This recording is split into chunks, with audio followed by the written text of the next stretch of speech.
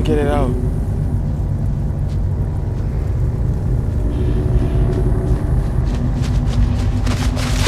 Behind. How many are with you? I'm on my own. Hello, everyone, and welcome once again to Ultrasonic Film. As always, I'm your host, James, talking about movies, and more movies. I have a very special guest on the show right now, Hubert Davis. Welcome to Ultrasonic Film.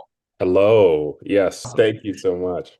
It's great to have you here. I'm really excited to chat with you because not only did I get an opportunity to see your film, The Well, I went back and watched Hardwood as well. And Hardwood was also a remarkable film. And amazingly, for your first film, you got an Academy Award nomination, which is just outstanding. I'd love to hear what your reaction was like when you found out that you got an Oscar nomination for your very first film. Yeah, well, we found out we were on the short list leading up to it. So the short list is there was about eight short documentaries that were shortlisted. So yeah, you're just kind of waiting along with everyone else when the announcements come out, and you wake up that morning, fingers crossed, hoping that you weren't like the sixth film, that just missed the cut.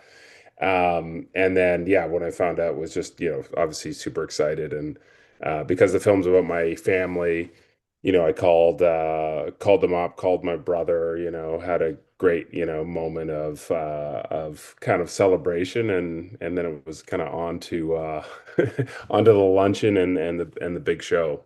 But yeah, it was a kind of surreal experience for your first thing. Awesome. And Hardwood, of course, was an intensely personal story. And did you have any hesitations on going that personal with your family, yourself, and your father? It's funny. I did a early screening, like for kind of friends and family and people I worked with, and I thought when I was in the screening, I thought, oh, maybe I have gone too far. Like maybe this is too personal, and kind of put all the that family baggage and stuff out there. But then after the screening, a lot of people came up to me and they were quite emotional and they responded to it. And what they related to is their own stories, because that's what I realize is everyone actually has their own family story of something that they don't talk about, or. And I realized, oh no, it's actually connecting in a way. And I think people felt like, when you go and make something very personal, that it's actually quite vulnerable, and people actually appreciate that you took a chance. I think that's the thing about filmmaking is you really have to take risks in order to kind of reap rewards. And sometimes, it doesn't work, but other times it does. When I started telling this story, it was about how my dad played for the Harlem Globetrotters for 18 years. But I found I couldn't tell his story without telling my own. I couldn't tell my own story without telling my family's.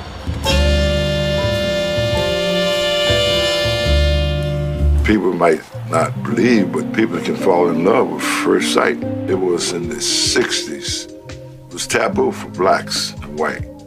When we saw each other, we had to go in and out of the hotel separately. That's just the way it was. The first time I remember meeting my dad, I was 8 years old. He came up to Vancouver from Chicago to visit my mom and I. You had met him briefly when you were 8, and you longed for your father. Longing to be acknowledged, longing to have a father. I don't care how low you get or what you did, you can change. It was me who had anger. It was me who had jealousy. Nobody else could change me but me. I knew I'd never turn out to be the kind of ball player Daddy was, but I knew that I could be that kind of person and I could contribute to my community in that kind of way. You got to give something back because somebody gave something for you to be here.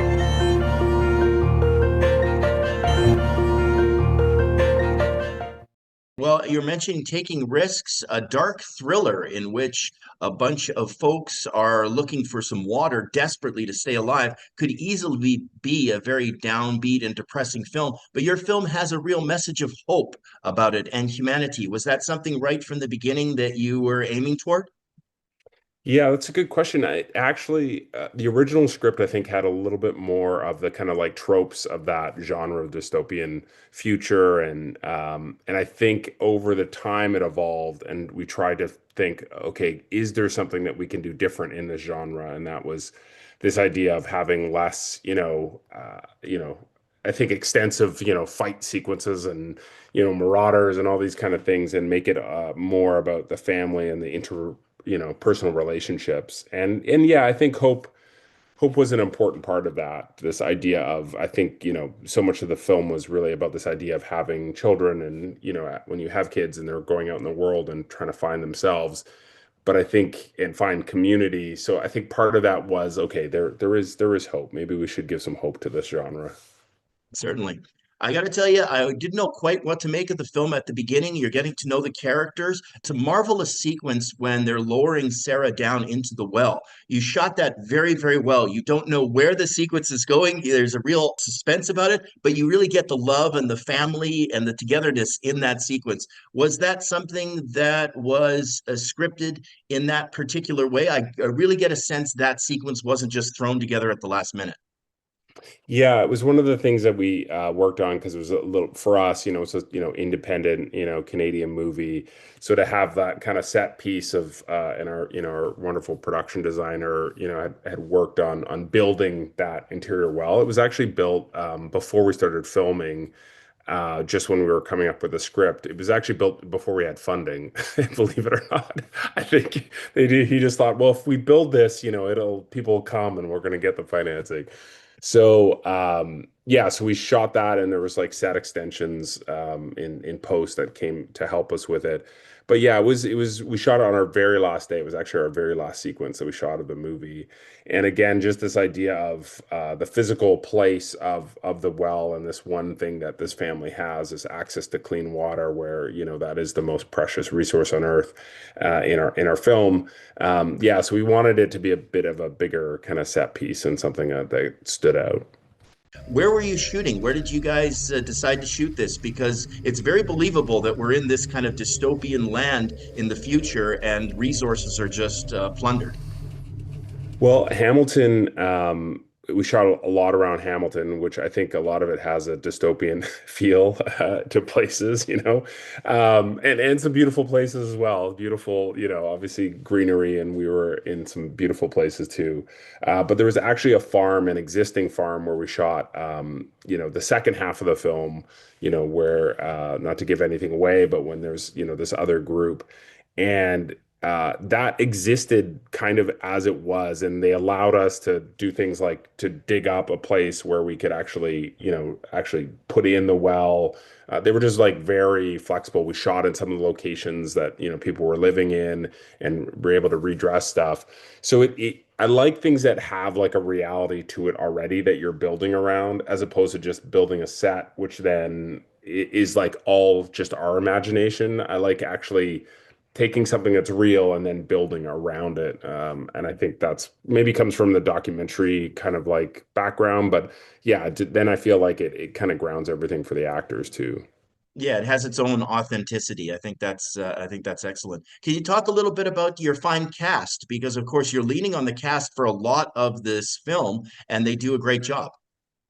Yeah, I was really lucky, especially, for my first narrative film. I felt like I got so lucky just with so generous. All the cast were so great to work with, and they really liked working with each other. It was quite collaborative. And, since then I've shot on another film, and I felt like it was such a great first experience for me to have. And, it started off, we kind of shot it in chronological order, at least of the family stuff was all together.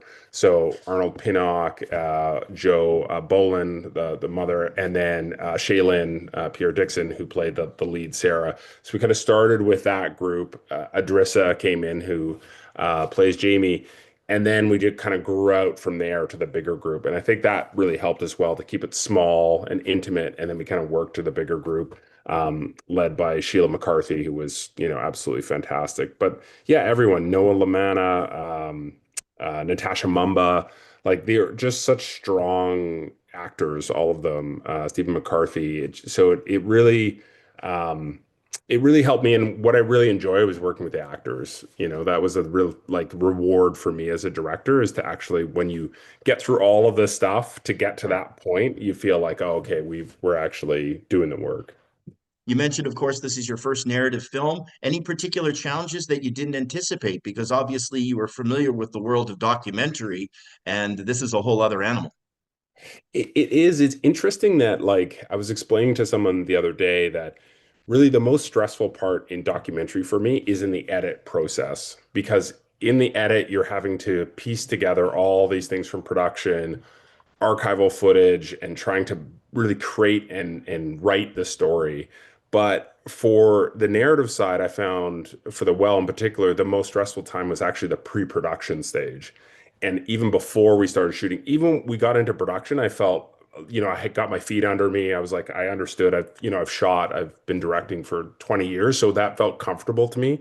But the pre-production stage of marrying, okay, here's this idea of the script, and here's now the reality of these things in the time period we have, that was quite like, it was like, oh, okay, this is a different thing. And you learn a lot too. I learned a lot through that process of, okay, I'd do this again. I probably wouldn't do this again. I'd give more time to this, and you're kind of recalibrating, as you go. Have you had the opportunity to watch The Well with an audience and to see it with the cast reactions as well? I did. We had our first screening at Fantasia in Montreal, which was amazing, and that was the first time all the cast had come together to watch the movie, and I got to see their reactions and talk to them after, which was really nice. Yeah, I think that's always the payoff, when you get to see them. I think the one thing too is it's a different response when you see it with an audience. You sit with it so long with the editor and maybe producers and maybe smaller groups. But I think when you actually see it with, that audience, it just reestablishes, oh, okay, like this is working. This is what they're reacting to. This is, something slow that they're not, like, you really feel out that how the film is working. So I think it's really important. That's another lesson that I kind of learned in this, is that almost like test screening process of it really helps you to shape the film. And now you have another narrative film coming up as well. When I was a kid, I saw the film Youngblood. I'm kind of curious to see what you're going to be able to do with the remake on that one. Were you a fan of the original film? I remember the original film, in the 80s, like seeing it when I was a kid. And I remember seeing it also probably a few times because it was such a cult classic. Like someone would have it on at some period, it was university or but I went back when I found out, I was going to be doing it. I went back and rewatched it again and saw it kind of through fresh eyes. And that was really interesting, like what I had remembered when I was younger, what things, stood out. And then we wanted to infuse some of that feeling into it, like some of that 80s, things. And then also, like, I really think the story actually worked. I didn't feel like I had to reshape the story. It was, but the script did a really good job, when it came to me, of kind of inverting some of those tropes, like this idea that, the Rob Lowe character, he's a finesse guy, but he has to learn how to fight. And it's like, I think some of that stuff doesn't work as well now, kind of like, knowing what we know about hockey, and also, yeah, everyone's role in it. So, yeah, it was fun. That part of it was really intriguing to me. You seem to be moving more into narrative film. Are you leaving documentaries behind? Is there a preference? What does the future look like for you there? Yeah, that's a great question. I think I'm working on another narrative project now, just at really early stages, of just getting the script and figuring it out.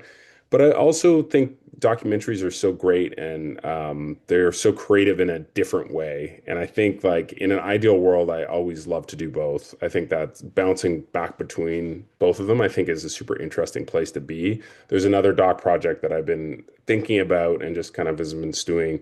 So yeah, I think if I could do both, I'd be happy. I'm always happy just creating, no matter what the format is. Awesome. Well, I want to thank you very, very much for joining us here on Ultrasonic Film. I really appreciate it. The film is called The Well. Thanks again. Thanks so much. Where are you from? There you go. To drink from the waters of oblivion is to loose the ties of the past. What's the deal with Gabrielle? She seems different. She is? We've been good to you here, haven't we? Honesty is very important to me, Sarah. I take it very personally. I'm just looking for my daughter. It could be the other way around.